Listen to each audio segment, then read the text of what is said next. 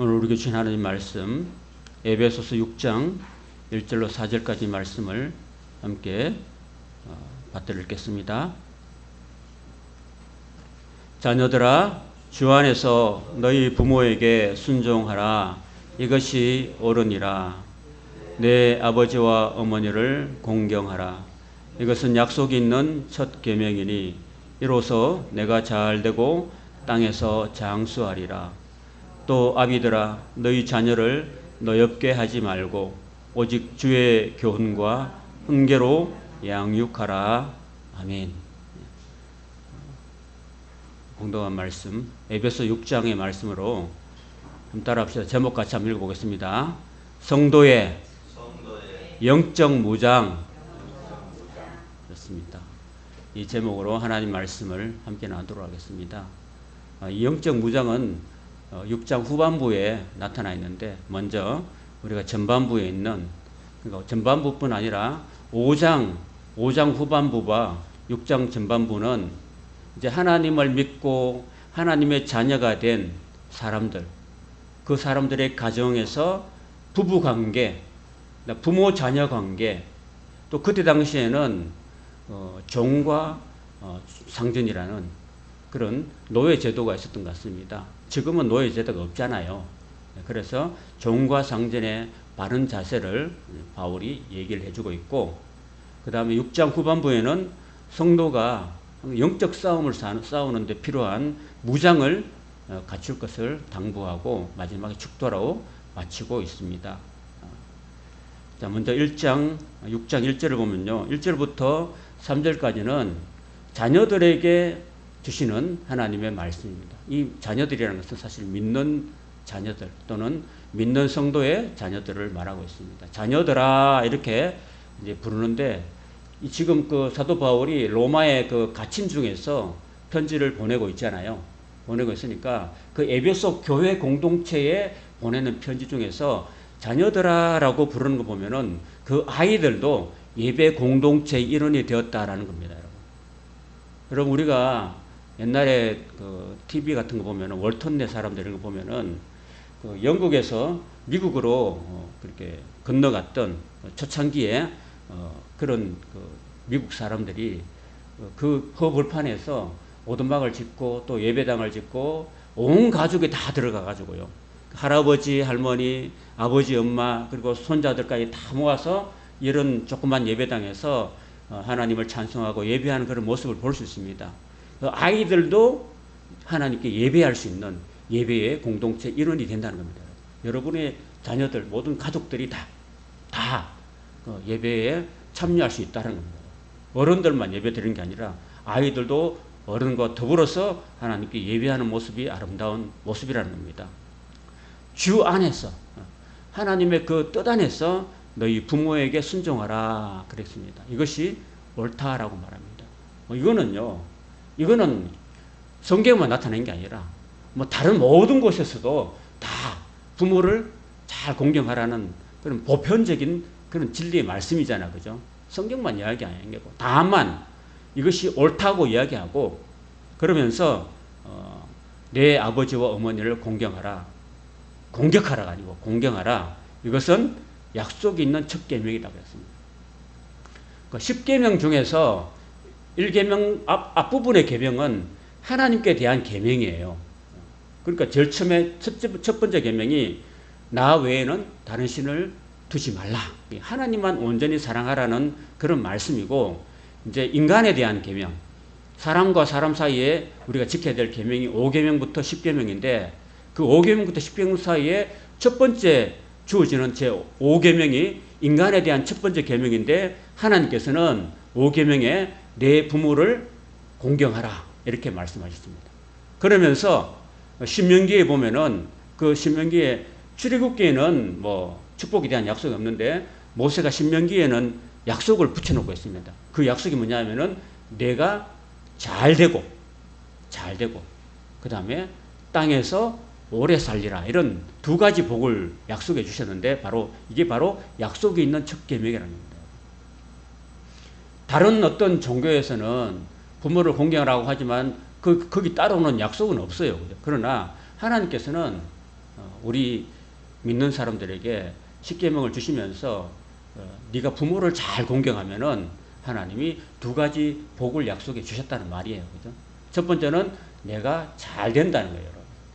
우리가 머리가 똑똑하고 그리고 수완이 좋아서 우리가 인생이 형통한 게 아니라 하나님 아버지의 형상을 닮았던 아버지 그리고 어머니 부모님을 잘 순종하고 공경하고 효도하면은 하나님께서 잘 되게 형통하게 해주시겠다라는 그런 약속의 말씀을 우리는 믿습니다. 여러분 살다가 보면요. 그 부모한테 잘하는 자식들이 있잖아요. 부모한테 잘하는 자식들은 여러분 잘 돼요, 안 돼요? 잘 돼요, 안 돼요? 여러분 자식들 있잖아요. 부모한테 잘하는 자식들은 하나님이 복을 주신다니까요. 내가 복을 주는 게 아니고. 그러니까 잘 된다니까요. 그러니까 그런 약속을 하나님 해주셨어요. 저도 보면은 뭐 우리 집안 얘기 말고 우리 처갓집에 우리 사모님 집에 보면요. 그 딸이 4식구 아들이 3 있는데 그 막내딸이 그 지금 우리 장모님하고 가까이 살아요. 차로 1시간 거리지만 그래도 다들 우리는 바다 건너 살고 또 서울 살고 떨어져 사는데 그 막내딸이 그 엄마를 수시로 찾아가고 또 챙겨드리고 90 넘은 노인들이 뭐 잘 안 챙겨 드시잖아요. 혼자. 그러니까 찾아가서 틈날 때 찾아가가지고 또 밭에 그 사위하고 찾아가지고 콩밭에 콩 잡초 뜯어내고 또 밥 챙겨드리고 약 챙겨드리고 이렇게 한다는 거예요. 그러니까 제가 보니까 그 막내딸이 하나님께서 잘 되게 해주시더라고요. 그럼 제가 삶의 경험을 보면서 그 막내딸이 다른 사람한테는 몰라도 그 어머니한테는 잘하더라고요. 그러니까 하나님께서 그 딸에게 그 이 땅에서 물질의 그 복을 허락해 주신 걸 제가 봅니다, 여러분. 그 다음에 그 땅에서 장수하리라. 여러분 장수하는 비결이 뭐냐? 그냥 우리가 이 땅에서 오래 산다는 거. 그게 보면 땅이라는 말이요. 그 땅이라고. 그 땅. 우리 성경에는 그냥 땅에서 장수한다 그랬는데 거기에 원어에 보면요. 그 땅이라고 되어 있어요. 그 땅. 지금은 이 신명기를 모세가 줄 때는 광야 생활하는 데 중이고 사실 이스라엘 백성들이 어디로 들어가야 되냐면 약속의 땅. 요단강을 건너서 약속의 가나안 땅에 들어갔을 때 바로 그 가나안 땅. 그 땅에서 장수한다고 했었거든요. 그리고 사실은 우리가 신약에 들어오면은 그 약속의 땅, 적과 꿀이는 그 땅이란 우리가 어디로 상징하냐면은 그 땅은 어디를 상징하냐면은 천국을 상징하는 거예요, 여러분. 그러니까 이 땅에서 부모를 잘 섬기고 순종하면 주 안에서 잘 섬기고 순종하면은 땅에서 물질의 복뿐 아니라 땅에서 장수할 뿐 아니라 그 땅에서 오래 산다는 건 뭐예요?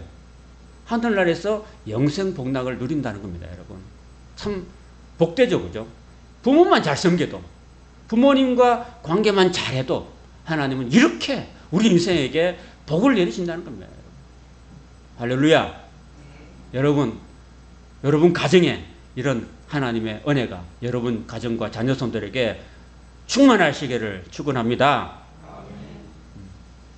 이걸 여러분 자식들에 안겨주세요. 그 대표적인 예가 있는데 바로 아브라함과 이삭입니다, 여러분. 그 이삭이 얼마나 아버지한테 순종을 했냐면요. 죽기까지 순종했다니까요, 아버지한테. 그 하나님께서 100세에 얻은 그 아들 이삭을 아브라함한테 너 가서 나한테 번제로 바치라 이렇게 했거든요. 100세에 얻은 독자 그 아들을 너무 사랑하니까 하나님보다 더 사랑하는 거야. 하나님 더 사랑하면 하나님 질투하신 하나님이니까 바치라고 하나님 바치라고.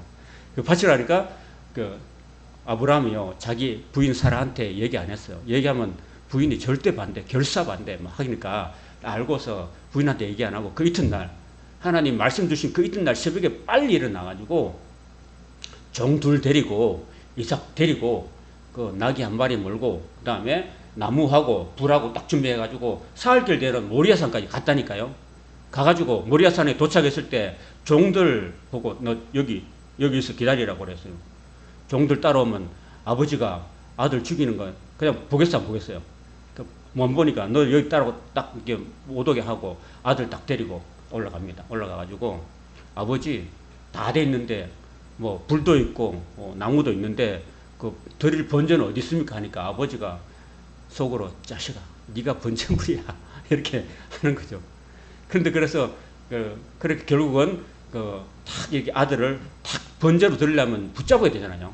딱 꽁꽁 묶어야 되잖아요. 아버지가 막 밧줄로 꽁꽁 묶을 때 자식이 지가 번제물인 줄 알고 딱 이렇게 순종합니다. 아버지 내가 죽겠습니다 하고 하나님이 나를 번제로 바치라는데 내가 어떻게 반항하겠습니까? 딱 죽기까지 복종하는 거예요, 여러분. 그래서 칼을 들어서 아브라함이 자식 그 백세여든 눈에 넣어도 안 아픈 그 아들을 팍 들어서 찌르는 거예요, 여러분. 그 순간에 하나님 막으신 거죠, 사실은.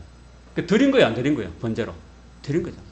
번제로 드린 건 아들을 죽여서 드린 거인데 들어서 확 내리찌는 순간에 하나님께서 아브라함아 아브라함아 멈춰라. 네가 네 백세여든 아들보다도 나를 더 사랑한 줄 알겠다. 내가 네 마음을 알았다고. 됐다 멈췄다. 이제 내가 받은 걸로 할게. 이렇게 돼가지고 아브라함을 이렇게 이삭을 드린 것을 받았어요. 그래서 하나님도 약속을 또 했어요. 네가 나한테 독자를 받았으니까 나도 너의 후손을 위해서 내 독자를 내가 줄게. 이렇게 약속을 그때 했습니다, 여러분. 하나님의 독생자가 누굽니까, 여러분? 바로 하나님 아들 예수님을 우리 아브라함의 후손, 믿음의 후손을 우리를 위해서, 우리를 구원하시기 위해서 이 땅에 보내주신 겁니다. 할렐루야.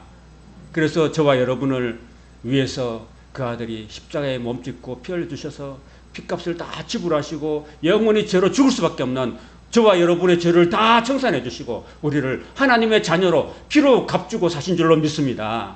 할렐루야. 그러니까 하나님, 이삭이 어떤 복을 받았을까요? 이삭이 창세기 26장 12절에 보면 이삭이 그 땅에서 한번 농사를 지었는데 그 해에 몇 배를 얻었습니까? 10배? 100배. 그러면 100배나 하나님께서 복을 주셨다는 거. 할렐루야. 부모님이 순종하니까 여러분 1년에 얼마 벌어요, 여러분? 여러분 열심히 일해가지고 1년에 얼마 봅니까? 한 1,000만 원, 2,000만 원 벌죠? 그죠? 뭐 우리 성도들은 다 이렇게 뭐 많이 못 번다고 생각합니다. 그러면 예를 들어서 내가 1년에 1,000만 원 번다고 칩시다. 그럼 하나님이 얼마 주신 거예요? 10억을 주신 거잖아. 누가 1억이라고? 학교를 저장을 다시 가야 되겠네. 만약에 내가 5천만 원 1년에 번다. 그러면 얼마 주신 거예요, 하나님께서? 10억이요? 50억이에요, 50억. 하나님께서 그렇게 복을 주셨다니까요. 그러니까 여호와께서 그렇게 복을 주신 거예요, 여러분. 역사하신 거죠. 아버지한테 그렇게 순종하니까, 죽기까지 순종하니까.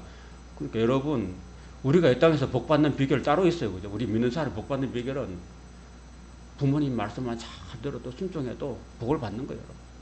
저는 이제 부모님이 안 계세요. 다 돌아가시고. 근데 우리 장모님한테 잘해야지, 이제. 장모님한테 잘해야지. 어쨌든 바다 건너 사람 찾아가기가 힘들긴 한데, 그래도 마음은 항상 우리 장모님은 있어요. 사랑하고. 또 건강하시니까 너무너무 감사하고. 그래, 그 사람이 창대하고 왕성하여서 마침내 거부가 되었다는 거예요. 이삭이. 그렇게 여러분, 우리 자식들한테요, 너 열심히 일해가지고 회사에 좋은 회사 들어가라 이렇게 하는 것도 좋지만은 이게 성경 말씀 가르치지만 내가 너를 죽음을 각오하고 낳았는데 그 자식이 그걸 알면 좋아요. 부모만 잘 순종해도 자식이 땅에서 창대하고 왕성해지고 마침내 거부가 된다. 이런 진리는 성경의 진리예요. 그러니까 우리 자식들이 잘 되기를 바라면요, 내가 우리 부모한테 잘해야 되고 그게 유전되는 거예요. 내가 부모한테 잘못하면은 자식이 내가 그걸 보고 자라요. 그러니까 그겁니다. 이삭의 나이가 180세라. 아까 장수한다 그랬죠. 오래 산다 그랬잖아. 그러니까 아버지는 175세 살았는데 아들은 180살을 살았습니다. 그리고요, 그 아브라함 이후에 쭉 역사를 보면은 아브라함 이후에 그 모세가 등장하는 모세는 120살을 살았고요. 그 밑으로 전부 다 수명이 줄줄줄줄 줄어들어가요. 줄어들어가지고 다윗이 70살 살고 죽었어요. 그러니까 이삭이 아버지한테 죽기까지 효도하고 순종하니까 180살을 산 거죠, 여러분. 오늘날도 우리가 오래 살기를 바라고 또 영원한 하늘나라에 들어가려면요, 우리 부모께 잘 해야 될 줄로 믿습니다. 여러분, 사람은, 우리 부모님은 우리를 끝까지 기다려주지 않아요. 우리 부모님은 우리보다 먼저 가니까. 우리 예비씨도 그렇고 살아있을 때 잘해야 될 줄로 믿습니다. 죽어가지고 아무리 제사상에 뭐 푸짐하게 차려놔도 뭐 죽은 사람이 와서 먹지도 않은데, 그죠? 죽으면 아무 소용도 없습니다. 돌아가시면. 살았을 때 우리가 섬긴 일을 다 해야 될 줄로 믿습니다. 그래야지만이 그게 부모한테 잘하는 게 자식이 복을 받는 비결이다라는 것을 우리가 깨달아야 되는 거죠. 그죠? 이삭이 나이가 많고 늙어서 기운이 다하며 죽었다. 한번 따라해 볼까요? 이삭이 나이가 많고 늙어서 기운이 다하며 자기 열조기로 돌아갔다. 여러분, 이게 여러분 한번 따라해 봅시다. 고종명. 이게 오복 중에 하나예요, 여러분. 죽을 때 아름답게 죽는 거. 여러분, 성경에는요, 이렇게 우리가 믿음의 후손들이 아름답게 죽는 방법은요, 일단은 나이가 많아요. 그러니까 뭐예요? 오래 사는 겁니다, 여러분. 그리고 늙어서 기운이 다 해가지고 이제 더 이상 이제 뭐 기운이 하나도 없어가지고 그래 죽는 겁니다. 그걸 고종명이라고 그래요. 저와 여러분들도 이렇게 이런 고종명의 복을 받기를 축원합니다. 40에 암으로 죽었더라. 이거 복이 아니에요. 30살에 교통사고로 죽었더라. 이거 복이 아니에요.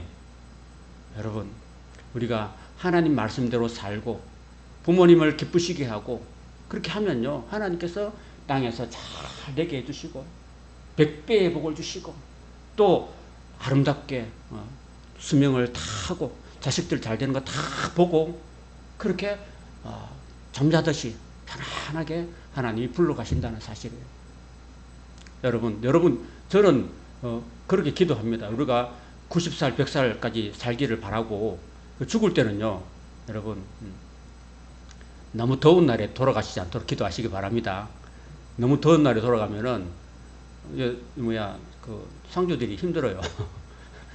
너무 8월에 삼복더위에 죽으면 그 산에 올라가면 너무 힘들잖아요. 그죠? 그리고 너무 땅이 깡깡 얼어붙은 한겨울에 또 죽으면 안 되잖아. 안 좋잖아. 땅 파기도 힘들어요. 그러니까 어떤 권사님이 그런 기도를 하시더라고요. 죽을 때, 하나님, 저는 참 춘삼월에 따뜻할 때나 또는 선선한 가을바람이 부는 9, 10월 달에 하나님 저를 불러가십시오. 너무 더울 때 말고, 너무 추울 때 말고. 그리고 제가 예를 들어서 죽을 때 만약에 주일날 하나님 불러가신다면은 월요일날 어떻게 돼요? 목사님들과 장례를 치러주잖아요. 근데 목사님이, 한국교회 모든 목사님들 월요일날 휴식일이에요. 그러니까 쉬는 날에 또 목사님이 또 쉬어야 되는데, 그러니까 권사님이 저를 화요일날 불러가 주셔가지고, 화요일날 하나님이 권한이 있잖아요. 그죠? 하나님이 땅 불러갈 수 있는 권한이 있으니까 하나님 저를 화요일날 불러가 주세요. 선선하고 따뜻한 화요일날 저를 불러가 주시고, 그러면 어떻게 돼요? 수요일날 성도들이 예배하러 오죠. 그러면 일포가 되잖아, 그때가. 그러면 수요 예배 드리고 좀 더 가서 전문하고, 그죠? 그 다음에 목요일날 발인하고, 그래서 장례를 마치고, 그러면 참 좋은 거예요. 그럼 예배에 지장을 안 주고. 그렇게 기도하시는 권사님이 있었는데, 아직도 기억이 나요, 제가. 그래서 여러분들도 그렇게 기도하세요, 여러분, 죽을 때. 무슨 날 데려가더라고요? 화요일날. 그럼 화요일 기억하세요? 그리고 너무 추운 날 말고, 너무 더운 날 말고, 아시죠? 여러분 그렇게 기도하세요. 그러면 하나님이 들어주신다니까요. 그래야 그것도 내가 죽을 때도 참 이게 다른 사람에게 덕스럽게 죽어야 돼요. 그죠? 그죠? 예수님, 이거 넘어가겠습니다. 자, 한 엄마가 있었는데, 자기 엄마가, 자기 이제 아이를 초등학교 보냈는데, 아이가 이제 학교를 딱 갔었는데, 엄마가 책상을 치우다 보니까 책상 위에 청구서가 딱 있었어요. 딸이 엄마한테 청구서를 딱 해놨는데 어제 심부름값 5,000원, 어제 엄마 말 잘 듣는 값 5,000원, 어제 피아노 열심히 연습한 값 5,000원, 기타 5,000원, 합계 2만 원 청구합니다. 딸 아무개 이렇게 해놨어요. 그래서 그걸 보고 엄마가 웃었어요. 학교 끝나고 아이가 이제 집에 와서 보니까 책상 위에 엄마가 2만 원을 딱 놓은 걸 봤어요. 그리고 엄마가 그 2만 원 밑에다가 엄마가 청구한 청구서가 딱 있었던 거예요. 엄마가 청구를 했는데 엄마가 너를 사랑해 준 값 0원, 옷과 장난감 새로 산 신발 0원, 아침 저녁 값 0원, 너의 방 렌트비 0원, 합계 0원 이렇게 되었다는 거죠. 여러분, 그러니까요, 참 이 어머니의 사랑, 부모의 사랑은 다 0원이잖아요, 그죠? 0원. 근데 자식들은 다 이제 뭐 하면 다 챙겨달라고 하는 거예요, 여러분. 이건 뭘 상징하면요, 참 우리 부모가 자식들을 참 다 이렇게 희생적으로 키워냈잖아요, 그죠? 희생적으로 다 헌신하고 다 키워내고, 부모는 다 떨어진 거 헤어진 거 입어도 자식들은 좋은 신발 사주고 좋은 옷 사주고 유행 따라서 다 해주고 이렇게 하잖아요. 그렇잖아요. 그게 얼마나 큰 사랑입니까, 여러분? 자식들은 그걸 깨달아야 돼요. 깨닫고 정말 부모한테 잘해야 됩니다. 그러게 복을 받는 비결입니다. 그 다음에 4절에 이제 4절에는 이제 아비들아 그랬습니다. 왜 아비들아 그랬냐면요, 그때 당시에 대표적인 가장이 그때는 어머니한테는 별로 권한이 없었기 때문에 아버지가 가정의 가장이고 자녀들에 대한 교육에 책임이 있었다는 겁니다. 그래서 아비들아 하면서 너희 자녀를 노엽게 하지 말라 그랬습니다. 너 자녀들한테 잘해주고 자녀들한테 뭘 잘 사주고 이렇게 말씀하신 게 아니에요. 하나님께서 바울을 통해서 아비들한테, 부모한테 이야기한 게 뭐냐면은 자녀를 노엽게 하지 말라 그랬어요, 여러분. 노엽게 한다는 게 뭡니까, 여러분? 자녀들을 짜증나게 하지 마라. 자녀들의 마음속에 상처를 주지 마라. 그런 말입니다, 여러분. 우리는요, 사랑을 갖고 교육하면요, 자녀들은 매를 때리면서도 자녀들의 마음에 사랑을 심어줄 수도 있고, 좋은 밥, 맛있는 밥 해주면서 막 이렇게 잔소리, 만소리 이렇게 하면요, 자녀들의 마음에 상처를 줄 수 있다니까요, 여러분. 그러니까 우리가 자녀들한테는요, 노엽게 하지 말고 마음에 상처를 주지 않도록 하나님께서 말씀하고 계시는 거예요. 우리가 너무나 부모로서 말을 자식들한테 함부로 할 수도 있는 거죠. 그걸 조심해야 돼요, 여러분. 그래서 그러면서 오직 따라합시다. 오직 주의 교훈과 훈계로 양육해라. 그렇습니다, 여러분. 그 자녀들을 교육할 때 가장 기본이 뭐냐면요, 주의 교훈과 훈계. 다시 말해서는 하나님의 말씀으로 양육하라는 겁니다, 여러분. 그게 뭐냐면요, 이게 뭐냐면은 가령 예를 들어서 부모가 하나님 말씀대로 살아야 돼요. 내가 하나님 말씀대로 신실하게 사는 그런 삶의 모습을 보여주라는 거예요, 여러분. 부모한테 잔소리하고 자녀한테 잔소리하고 이런 게 아니라 내가 하나님 말씀대로 사는 모습을 그대로 보여주는 것이 교육입니다. 그게 내가 이렇게 하라 저렇게 하는 게 아니라, 다른 예를 들어서 한 가지 예를 들자면, 어떤 목사님 그러더라고요. 그 아들이 이제 대학 다니면서 이제 알바를 했어요. 알바를 하면 이제 한 달에 이제 얼마 벌잖아요. 근데 그 자식이 가만히 보니까 11조를 안 하더라고.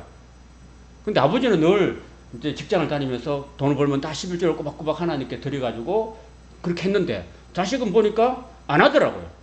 그래서 이제 자식 불러서 아무개 일로 와라 하면서 이제 자식한테 하는데, 그때 이제 뭔 말을 잘해야 되는데, 아버지가 아들한테, 자식아, 너는 다른 놈 집 아이들은 알바하면은 다 뭐 아버지한테 엄마한테 뭐 선물하고 용돈 주고 뭐 신발 사고 이렇게 해주는데, 니놈 자식은 도대체 어떻게 돼? 뭐 이렇게 말하면요, 자식이 상처를 받는다니까요. 그렇게 말하면 안 되고, 아들아 일로 와봐라. 그건 네가 알바했는데 돈을 벌었잖아. 100만 원 벌었으면은 내가 하나님께 이렇게 말씀대로 살면서 이렇게 늘 구박고 하나님께 성실하게 헌금을 했는데, 너는 왜 그렇게 힘들게 벌어서 왜 그렇게 100만 원 버는데 10만 원 왜 11조 안 하냐? 물질의 주인은 하나님이신 걸 네가 안 믿느냐? 그래서 그렇게 하면은 그럼 하나님이 나한테 복을 주지 않는다. 아빠가 이렇게 하나님께 이게 물질의 10분의 1을 다 구별해서 드렸는데 하나님께서 이렇게 모든 것을 채워주고 또 자녀를 다 교육시키지 않느냐? 네가 받지 않느냐? 만약에 네가 100만 원을 벌었는데 11조를 못하면 하나님께서 나중에 1000만 원을 주시고 1억을 주시면은 그때 어떻게 할래? 그것도 할 수 없잖아. 안 그래요? 10만 원도 헌금 못하는데 어떻게 100만 원, 1000만 원을 하나님께 드릴 수 있겠느냐? 그럼 하나님이 너한테 복을 줄 수 있겠느냐? 안 주지 않겠느냐? 그러면 자식의 마음이 찔려 안 찔려? 아, 내가 잘못했구나. 상처를 받을까 안 받을까요? 상처를 안 받겠죠, 그러면. 그죠? 왜요? 말씀대로 살았으니까. 아버지가 지금 아버지의 기분과 감정을 따라서 한 게 아니고 하나님 말씀에 입각해서 가르치니까 하나님의 말씀이 가지고 가르치니까 자식이 반발을 못하죠. 그죠? 자식의 마음이 상처가 안 주는 거예요. 그러면서 키우는 겁니다, 여러분. 이렇게 키워야 되는 거예요, 여러분, 자식들한테. 그러니까 우리가 부모가요, 자식들한테 키울 수 있는 방법은 내가 부모가 하나님 말씀대로 살면서 보여주는 거예요. 보여주는 그 모습을 자녀들이 그대로 따라하는 거예요. 그리고 만약에 잘못하면은 불러다가 이렇게 훈계하면 되는 거예요. 불러다가. 잘못하면 그냥 내버려 두면 안 돼요.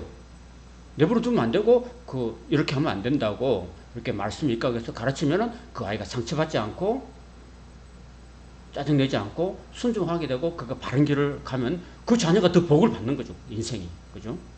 자, 이렇게 1절부터 4절까지는 가정 내에서 부모와 자녀 간의 관계를 쭉 설명했고요. 그 다음에 5절부터 이제 9절까지는 이제 종과 상전의 관계인데, 이거는 제가 넘어가겠습니다. 이건 시간도 없고. 그리고 지금은 종인도 없고 상전도 없고 그래서요. 다만 회사에서 여러분이 회사의 종업원이라면은 회사에 정말 성실을 다해서 그리스도께 하듯 성실을 다해서 그렇게 하고, 또 상전은 그러니까 사업주는 종업원들에게 위협하고 공갈하고 이렇게 하지 말라고, 함부로 여기고 하지 말라는 내용이 담겨 있습니다, 여러분. 그 다음에 이제 끝으로 이제 너희가 주 안에서와 그 힘의 능력으로 강건하여지고 하면서 10절부터 20절까지는요, 하나님의 자녀는요, 하나님의 자녀는 성도잖아요. 저와 여러분은 하나님의 자녀고 성도인데, 우리가 믿음 생활 하나님의 자녀로 됐지만은 우리가 이 땅에 살아가는 동안에는요, 우리는 연약한 존재이기 때문에 예수를 믿어도 신앙생활을 하고 있어도 우리는 항상 연약한 존재이기 때문에 넘어질 수 있는 존재예요. 여러분. 그걸 알아야 돼요. 여러분, 다윗이 하나님을 사랑하고 늘 하나님을 찬양하고 시편의 절반까지 지었지만 다윗이 넘어졌어요, 안 넘어졌어요? 넘어졌잖아요, 여자 때문에. 그죠? 밧세바를 보고서 밧세바를 음행하고 간음하고 그 다음에 그 남편을 죽이고 전장터에 내버 죽이고 이런 실수를 하잖아요. 그 인간은 연약하다니까요. 여러분, 하나님의 사람 모세도 실수했어요. 넘어졌어요, 여러분. 모세도요, 120년 동안 살면서 그 부인이 안 따라왔다니까요. 부인 시보라가. 부인이 모세를 안 따라왔다니까. 모세는 그냥 죽을 때까지 그냥 총각으로 살아요. 노총각으로. 결혼은 했지만은, 자식도 있었지만은 부인이 안 따라왔기 때문에 나중에 그 성전의 성막에서 수종드는 그런 여인, 구스 여인을 이렇게 범했다는 겁니다. 그런 실수를 하는 거예요, 여러분. 그 인간은 다 실수를 해요. 인간은 실수를 하기 때문에 그 실수를 하는 연약한 존재이기 때문에 이 사탄이 우리를 끊임없이 유혹하고 공격한다는 사실이에요, 여러분. 그래서 믿는 성도들조차도 넘어뜨려가지고 지옥에 데려가려고 애를 쓰기 때문에 우리 믿는 성도들도 우리가 살아있는 동안에 항상 우리 자신이 연약한 존재고 우리는 마귀의 공격을 받기 때문에 우리는 마귀의 공격에 대비해서 영적으로 무장을 해야 된다라는 말입니다. 우리의 싸움은 사람과의 싸움이 아니에요, 여러분. 저하고 김상 성도하고 막 치고받고 하는 싸움이 아니에요. 우리 배후에 있는 사탄과 악령들에 대해서, 여러분, 사탄은 존재하고 있어요. 보이진 않지만 실체하고 있는 존재이기 때문에 그가 우리 사람의 배후에서 역사합니다. 하나님의 성령께서도 보이지 않지만 실체하시고 우리를 사랑하시고 우리를 도우시고 계시잖아요. 그러니까 우리는 영적인 싸움을 하고 있기 때문에 우리는 영적인 무장을 해야 된다라는 말입니다. 여러분, 전쟁터에 나갈 때, 여러분, 군인들이 나갈 때 여러분 빈손으로 갑니까? 무장을 하잖아요. 무장. 그죠? 무장은 뭐가 있습니까, 여러분? 자, 대표적인 방패가 무장이 뭐 있어? 방패. 로마 군인들은 방패가 굉장히 자기 키만 했대요. 키만 했어. 어디서 불화살이 날아올지 모르니까 키만한 방패를, 큰 무거운 방패를 들고 다니고, 그 불화살이 오기 때문에요. 불화살이 나무 방패에 붙으면 타버리니까, 물을 적셨대요. 물을. 항상 물을 적셔가지고 불이 타지 않도록 적시고. 그 다음에 또 어떤 무기가 있어요? 가슴에는 뭘 붙여요? 흉배. 그죠? 가슴과 등에 화살이 날아와서 이제 탁 박히지 않도록, 튕겨나가도록 흉배를 붙이고, 그 신발은 여러분 전쟁터에 나갈 때 맨발로 안 나가죠. 그죠? 그 군화를 신자는 거죠. 그러니까 신발도 신어야 되고. 또 머리에는 뭘 해요? 툭을 써요. 헬멧을. 우리 군인들 헬멧 쓰잖아요. 헬멧요. 하이바 헬멧 쓰잖아요. 그런 철모를 쓰잖아요. 그 다음에 이런 건 다 수비용이에요. 수비용. 그 다음에 공격은 뭡니까? 칼이 있어요. 지금은 뭐예요? 총이겠죠. 칼. 그 다음에 이런 것들이 우리에게 필요하다는 이야기를 하고 있습니다, 여러분. 그래서 마귀의 강계를 능히 대적하기 위해서 하나님의 전신갑주, 그러니까 하나님의 전신갑주는 뭐냐 하면은 영적인 무장을 이야기하는 겁니다, 여러분. 여러분, 자, 잘 들으십시오. 제가 한 5분 정도 잘 설명할 테니까 잘 들으시기 바랍니다. 자, 마귀는 실체한다 그랬죠. 우리를 공격한다 그랬죠. 그죠? 근데 마귀가 우리 성도를, 저와 여러분을 넘어지게 하는 전략이 있어요, 전략. 저 전략이 뭐냐 하면요. 첫 번째는요. 영적으로 우리를 무지하게 만들어요. 무지하게. 영적으로 무지하게 만들어가지고 우리를 거짓으로 속인다는 거예요, 여러분. 여러분, 어린아이들은 잘 속죠? 그죠? 어린아이들은 동네 아저씨가 와가지고, 얘야, 이리 나오느라. 이 더울 때 너 덥지? 내가 아이스크림 사줄게 하고 딱 데려가면 금방 속아 넘어가 버리죠, 옛날에. 요즘에는 아이들이 영악해서 안 그런데, 옛날에는 다 그렇게 막 쏘아 넘어갔죠. 그러니까 우리는 영적으로 무지하면 안 돼요, 여러분. 영적으로 무지하지 않기 위해서는 여러분들이 신구약 하나님의 말씀을 여러분이 잘 아셔야 돼요, 여러분. 무지하면 그게요, 쏘가 넘어간다니까요. 성령은 진리의 영이시고 마귀는 거짓의 아비예요. 그 거짓의 대장입니다, 마귀는. 그리고 거짓으로 우리를 속이는 거예요. 그 사탄이요, 뱀으로 위장해가지고 에덴 동산에 와가지고 누구를 거짓으로 속였습니까? 아담과 하와를 속여가지고 거짓말로 속인 거예요, 여러분. 거짓말로 속여가지고 결국 우리 인간이 선악과를 따먹고 영원히 죽을 수밖에 없는 존재가 됐잖아요. 속아서 그런 거예요, 속아서. 여러분 사기 당했죠? 사기 당하면 얼마나 힘듭니까? 그 사기 당하는 건 몰라서 그래요, 몰라서. 그러니까 여러분, 우리는 이게 진리 위에 무장해야 될 줄 믿습니다, 여러분. 진리. 하나님의 말씀으로 여러분이 무장해야 돼요.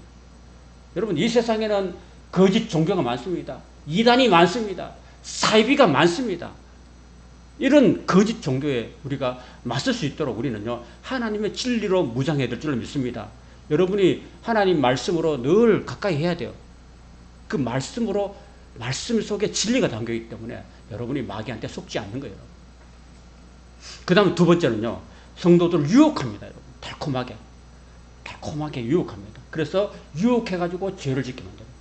우리의 눈과 귀와 코를 유혹해가지고. 그래서 죄를 짓게 만듭니다.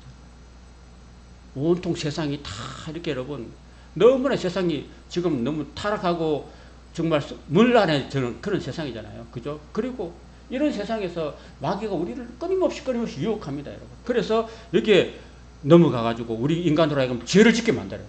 죄를 짓게 만들어가지고 죄를 짓게 만들 뿐 아니라 너 죄 짓지. 네가 그러고도 네가 성도야?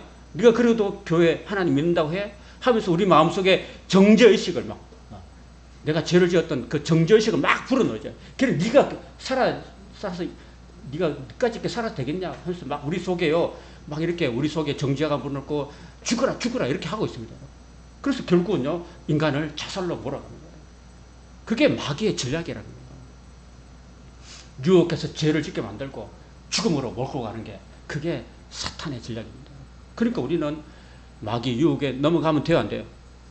말씀으로 단호하게 물리칠 수 있는 게 필요합니다. 그리고 자꾸 너 구원 받았어? 너 구원 받은 거 맞아? 너 교회는 다니는데 너 진짜 구원 받은 거 맞아? 너 예수 진짜 믿어? 이렇게 자꾸 끊임없이 우리에게 의심을 자꾸 불어넣어줘. 의심을. 내가 교회 다녔는데 난 전부 구원 받았을까? 내가 죽으면 죽어도 구원 천국 갈까? 이렇게 자꾸 내가 의심을 자꾸 심어줘요.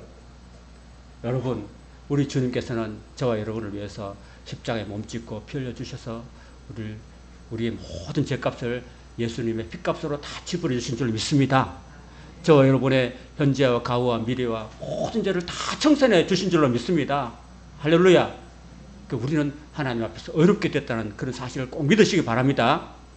예, 여러분, 절이나 또 절간이나 다른 종교에서는요, 자기가 착한 일을 해야지 구원받아요.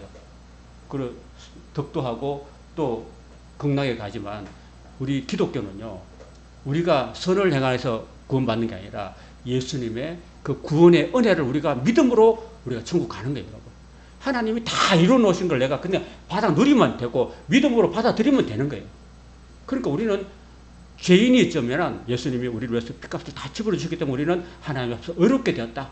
죄에 대해서는 죽은 자고 하나님 앞에서는 산 자가 되었습니다. 그걸 확실하게 믿기를 바랍니다. 그리고 또 어떤 전략을 하면 자꾸 우리 삶 속에 안 좋은 일이 자꾸 생기게 해요. 우리 가정에 자꾸 풍파가 일어나게 하고 어려움이 생기게 하고 질병이 생기게 하고 고난이 생기게 하고 풍랑이 일게 만들어가지고 그렇게 만들어야 자 봐라. 하나님이 살아계시면 너 집안에 그런 문제를 일으키겠냐? 하나님이 너 집안에 그렇게 풍파를 주시겠냐? 이렇게 자꾸 해가지고요. 그 성도의 마음속에 불신과 의심의 불화살을 계속 쏘아야 됩니다, 여러분. 그러면 하나님 살아계시는데 나는 예수 잘 믿는다고 노력하는데 왜 우리 가정에 이런 어려움이 닥치지? 이렇게 자꾸 하나님께 대한 그 불만과 원망을 심어줘요. 그래서 우리 입으로 하나님을 원망하게 돼요. 여러분, 이스라엘 광야를 지날 때 이스라엘 백성들이 20세 이상 모든 기성인들이 다 여호수아 갈렙 빼고 다 죽은 이유가 뭡니까?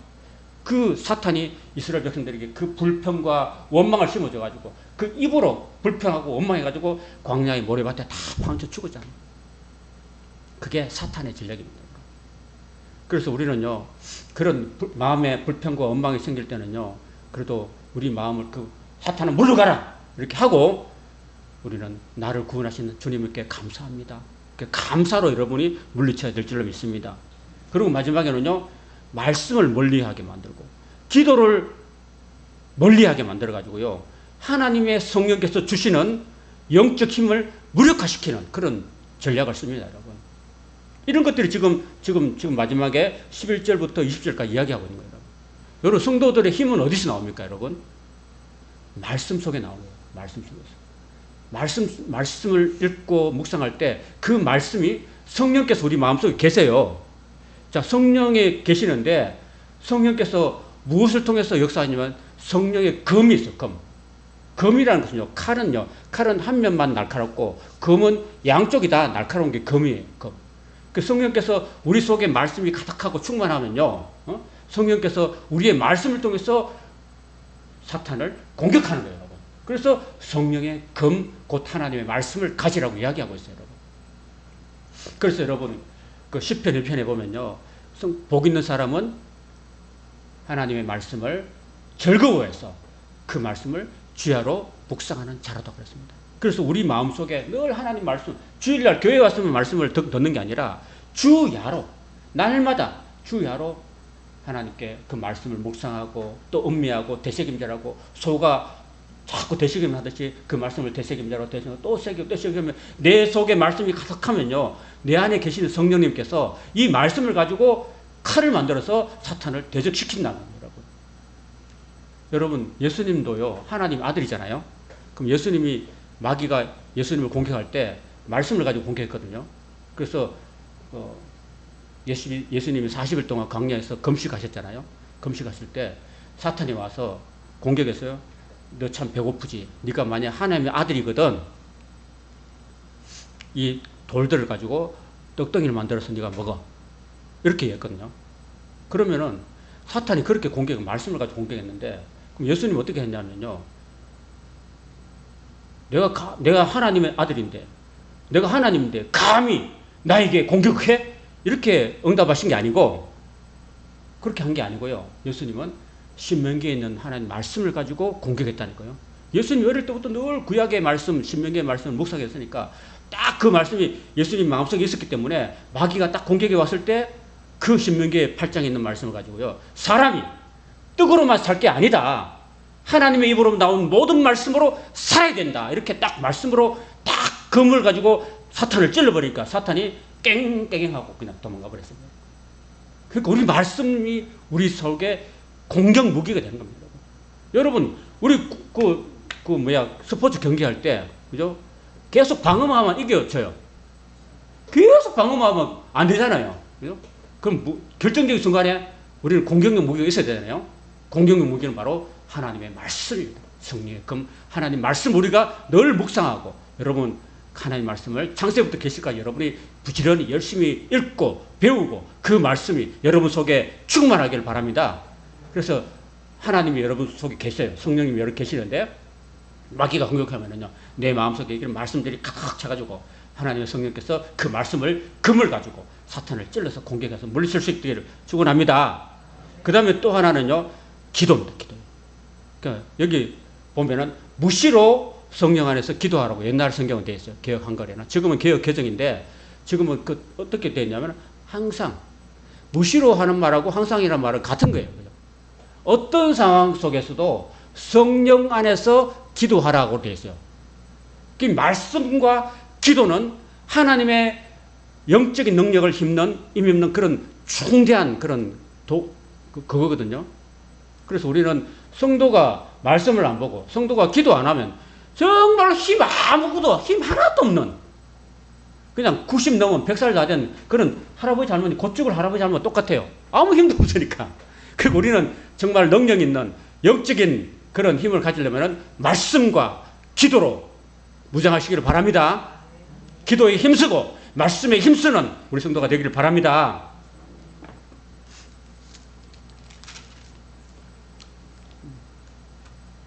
그래서 이 14절에 보면 그런즉 서서 진리로 너희 허리띠를 띠고 의의 호심지경을 붙이고 평안의 복음의 신을 신고 믿음의 방패를 가지고 모든 사탄의 불화살을 소멸하고 구원의 투구와 성령의 검 곧 하나님 말씀을 가지라. 모든 기도와 간구를 하되 항상 성령 안에서 기도하고 그랬습니다, 여러분. 그리고 이를 위해서 깨어 구하기를 힘쓰라고 했습니다. 그리고 여러 성도를 위해서 구하라고 했습니다. 저는 여러분, 항상 여러분 성도들 이름 불러가면서 기도합니다. 여러분 자신의 조선으로 기도합니다. 그리고 19절에 보면 또 나를 위하여 구할 것은 내게 말씀을 주사 나로 입을 열어서 복음의 비밀을 담대히 알리게 하옵소서, 이렇게 말했습니다. 사랑하는 여러분, 여러 성도님, 제가 여러분들로서 날마다 기도하고 있습니다. 여러분들도 저를 위해서, 저는 말씀을 전하는 사람이잖아요. 그럼 여러분 말씀을 전할 때 담대하게 그리스도의 복음의 비밀을 여러분들에게 잘 전할 수 있도록 여러분들도 저를 위해서 기도해 주시길 부탁드립니다.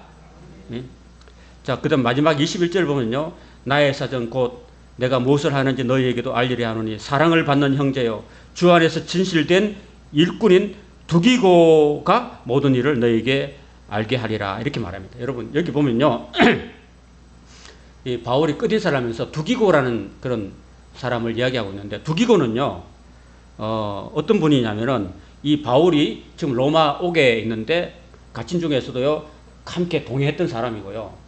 언제부터 동행했냐면은 예루살렘에 연보를 전달하러 갈 때 또 동행했고, 또 로마까지도 같이 함께 동행했고, 그리고 또 지금 바울이 로마에 좀 갇힌 중에 있는데 그 편지 에베소서와 빌립보서와 골로새서, 빌레몬서 이렇게 4가지 옥중서서를 썼는데 그 중에서 에베소서를 또 골로새서를 편지를 전달하고 또 먼 길을 가는 그런 사람이었습니다. 그러니까 이분은요 그 성경에 두기고라는 사람 별로 유명하지도 않아요. 드러나지도 않아요. 그런데 이 두기고 등장하는 거 보면요 정말 안 보이는 데서 드러나지 않으면서도 굳은 일을 다 하는 그런 성도였다는 것입니다. 여러분, 사랑하는 성도 여러분, 이 교회라는 것은요 이렇게 드러나는 그런 게 아니라 정말 이렇게 우리는 교회가 작아서 또 주차장도 없어서 그렇지만은 큰 교회 같은 거 보면요 한겨울에도 이렇게 성도들이 이렇게 오면은 그 영하 10도, 20도에서 막 주차 안내하고 이렇게 하잖아요. 어떤 분은 주차 안내하다가 차에 부딪혀가지고 다리를 못 쓰는 분도 있어요. 그렇게 하면서 주차하고, 그리고 한여름에 그 주방에 40도까지 올라가는 그 주방에서 국수 끓여대고 반찬 해대는 그런 성도들이 있습니다, 여러분. 그래요. 그리고 예배에 일찍 나와주고 또 성도들 안내하고 주보 적어서 나눠드리고 이렇게 하는 그런 분들이 있기 때문에 교회가 운영되는 거예요. 드러나지는 않지만 다 이렇게 하는 힘든, 또 아이들을 가르치는 교사들도 굉장히 힘들어요. 이런 두기구 같은 정말 충성된 굳은 일을 마다하지 않고 헌신하고 봉사하는 그런 성도들이 있기 때문에 교회가 유지되고 하나님 나라가 확장되어 갈 수 있다는 사실입니다. 여러분, 우리가 지금 에베소를 지금 공부하고 있잖아요. 이 에베소는 누가 전달해 줬기 때문에 우리가 볼 수 있는 거예요? 두기구가 전달해 준 거예요. 두기구 때문에 우리가 에베소서를 이게 우리가 공부할 수 있는 거예요. 하나님의 사랑을 이룰 수 있는. 그리고 저와 여러분의 보잘것 없는 그런 눈에 띄지 않는 그런 아무 사람도 안 나서는 그런 굳은 일도 우리가 마다하지 않고 열심히 헌신하고 봉사할 때 아무도 알아주지 않는 그런 일을 할 때 그런 사람이 하나님 나라에 가서는 큰 상급과 복을 누릴 줄로 믿습니다. 아멘. 마지막으로 6장 24절 다 같이 읽고 마치겠습니다. 6장 24절 시작. 우리 주 예수 그리스도를 변함없이 사랑하는 모든 자에게 은혜가 있을지어다. 아멘. 사실 그 에베소서를 쓰고 난 다음에 에베소가 이제 나중에요. 요한계시록 가면 첫사랑을 버렸다고 예수님께서 책망하셔요. 바울이 그렇게 3년 반 동안 참 눈물로 기도로 말씀으로 사역했던 그 에베소 교회가요. 그 첫사랑을 버렸다니까요. 우리가요. 예수 믿는 이 믿음을 끝까지 버리지 말고 하늘나라 갈 때까지 여러분은 주님을 떠나지 마시고 어떤 어려움과 고난과 아픔이 온다 할지라도 하나님께서 저와 여러분을 끝까지 사랑해 주셨듯이 저와 여러분들도 하나님께 대한 믿음을 끝까지 변치 말고 변함없이 주님을 사랑하는 우리 교회 성도님들 되시기를 축원합니다. 그런 사람에게 하나님의 은혜가 있을 것이라고 약속해 주셨습니다. 사랑하는 여러분, 여러분이 지치고 힘든 고단한 삶 가운데서도 여러분 용기를 잃지 마시고 소망을 잃지 마시고 우리를 위해서 목숨 버려두신 예수 그리스도가 있다는 사실을 아들 독생자까지 우리에게 보내주셔서 아들과 함께 모든 것을 우리에게 은사로 주시는 하나님 아버지가 계신다는 사실을 굳게 믿으시고 힘들고 어려운 삶 하나님 붙들고 말씀 붙들고 여러분 하나님의 사랑을 경험하면서 하루하루 승리하면서 하나님 나라에 다 들어가는 우리 성도님 되시기를 예수님으로 축원합니다. 아멘.